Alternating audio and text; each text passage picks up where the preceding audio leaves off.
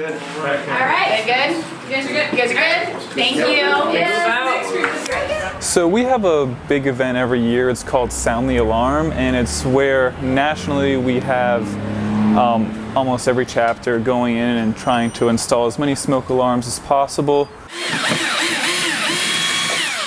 Again, it's great when we can partner with different fire departments, especially one as good as this one. Ma'am, do you know when you replaced this battery last? We had a really great turnout today. So we have 2 apparatuses with the Spokane Fire Department that are here, as well as representation from our prevention division. And we have 9 install teams out in the West Central neighborhood installing smoke alarms.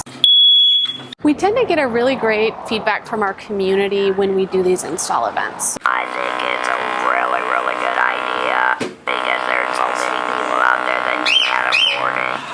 And I really like this program.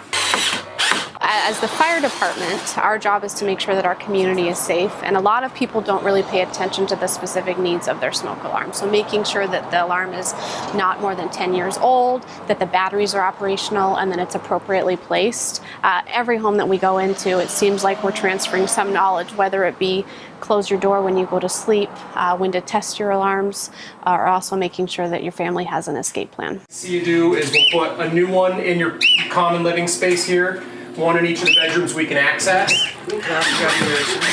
Typically we say you have 2 minutes to get out of a home, so the quicker they find out about it, the quicker they can get out. Our event today was made possible through donations from Red Cross providing the ionization smoke alarms, and then Molina Healthcare as well as North Lowe's Spokane donated photoelectric smoke alarms for us to install in homes today. It's just another great opportunity to have a real big push and install as many as we can.